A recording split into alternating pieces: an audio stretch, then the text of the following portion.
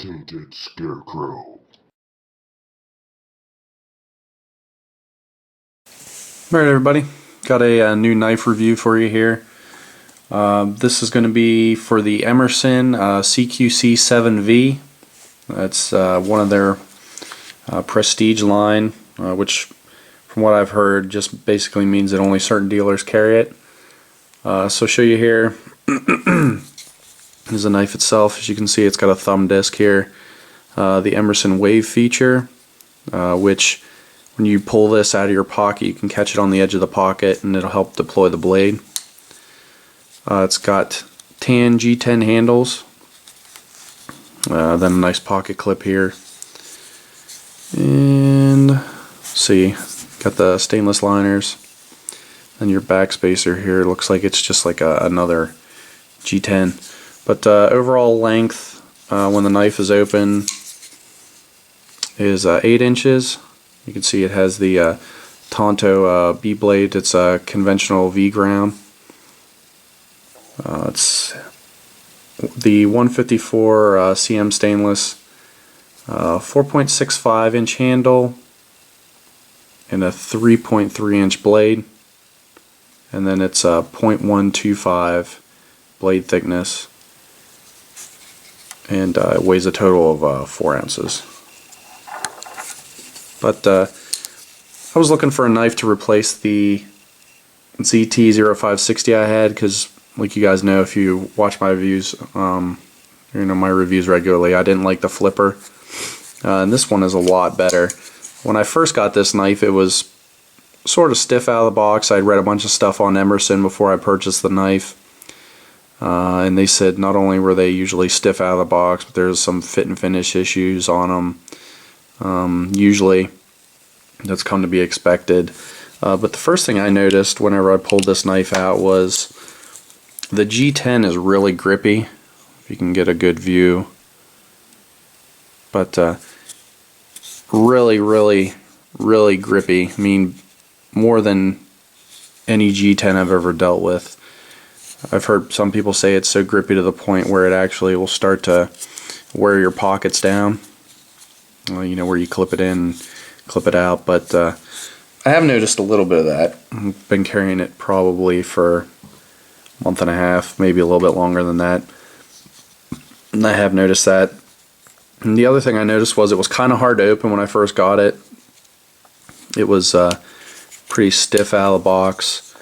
I put a little bit of well, I used it and they said it would break in after, you know, a while opening it. So what I would do is I would sit there and just keep open and close, open and close, open and close, and then I noticed it started getting tighter and tighter the more I used it, which seemed weird. And I read some things where some of the Emersons have an issue with the pivot screw where it can move, and sometimes you have to put like Teflon tape like plumbers use on pipe threading and stuff, and that'll take care of that from moving. And I didn't really think that this had moved, so what I did was I messed around with it, kind of loosened and tightened, and loosening it, all it did was gave it blade play side to side, which I never had.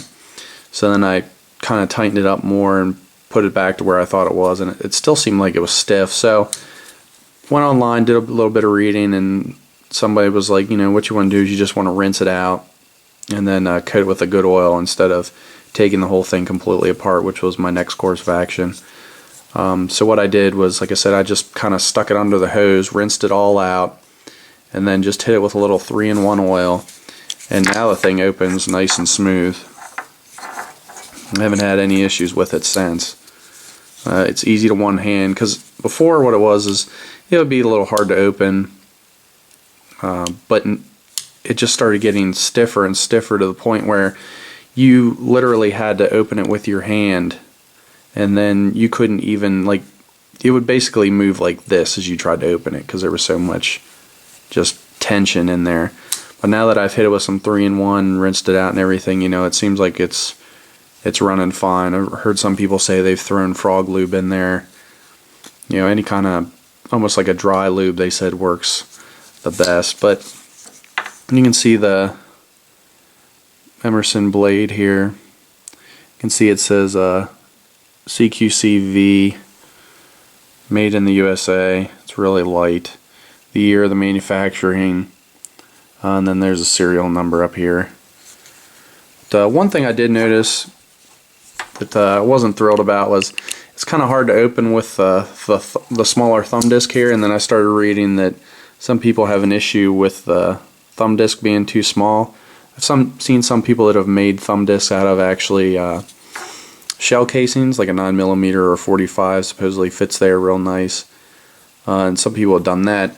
But I ended up going and looking online, and there's a guy that I've talked to before on the USN, and you know, I've heard pretty good things about his stuff, and that's Great Precision, and he actually makes this monster thumb disk specifically for the 7.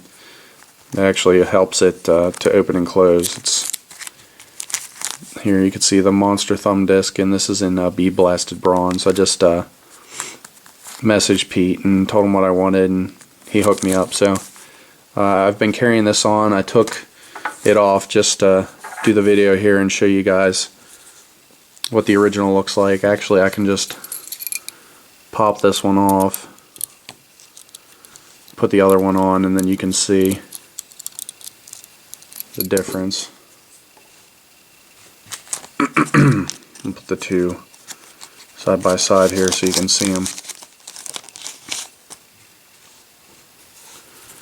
Now there's the original disc, and then here's the monster thumb disc, and you can see here it has the cutouts for when it fits down on here,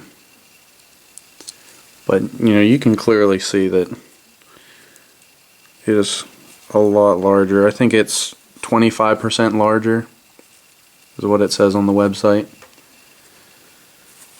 But not only is it larger, but it's also a considerable amount lighter, which you're not really going to notice, but you do notice when you pull it out of the package, obviously, that it's a lot lighter. And you can see here it's knurled pretty nice.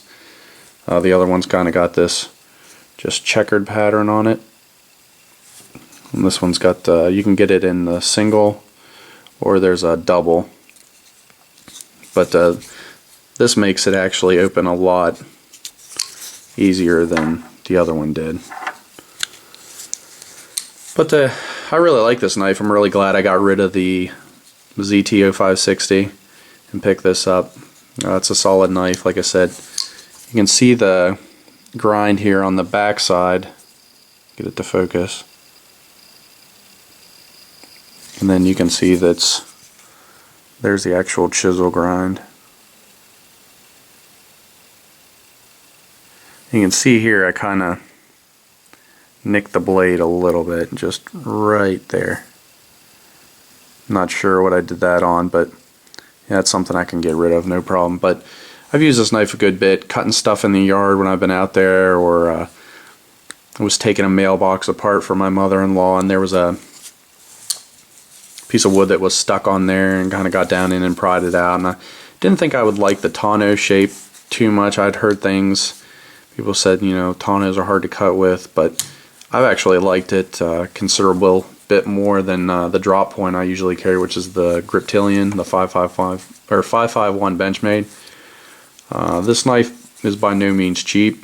It's cheaper than the 560, but you can usually find this, I think retails for $2, and you can pick it up in the 160, 170 range, or if you find them other places, find them cheaper. You can find them on trade and stuff like that.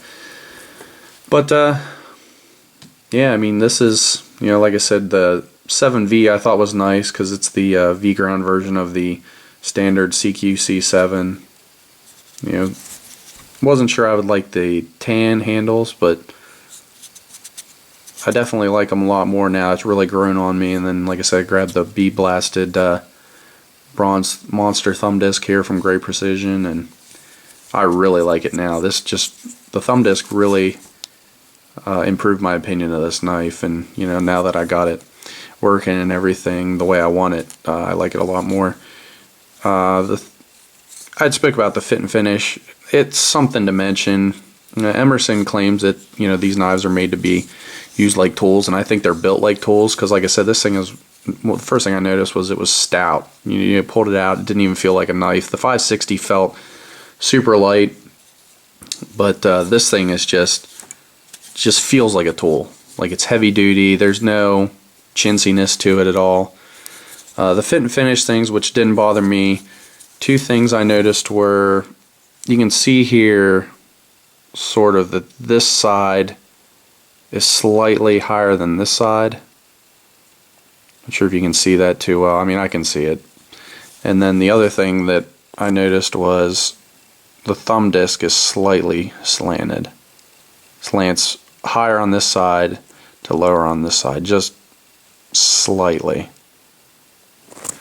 And those were the only things I really noticed. Well, like I said, the grit at the beginning, but I worked that out. You know, that was no issue there. So, and like I said, the wave feature's nice. I've used that a couple times to deploy the knife, and you know, it works good. Sometimes it'll deploy if you don't want it to, which is kind of annoying.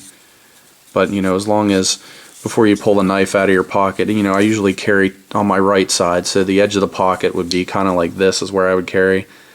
And then when you would pull it out, it would kind of catch here, you know, and then flick open. So what I do is when I pull it out of my pocket and I don't want to deploy it like that, I just kind of slide it over and then pull it straight out, and then that wave feature doesn't catch. But yeah, I mean, I like this knife. This is perfect. You know, I found basically the EDC knife that I've wanted to carry for a while. The Griptilian I like, but I just kind of wanted something that was a little more stout. I like the Griptilian, but with that plastic handle, it kind of feels a little cheap at times, and this G10 is solid, so I really like it. But if you guys have any questions for me about it, you know, feel free to ask. Like I said, this is the Emerson CQC 7V. So that's all for now.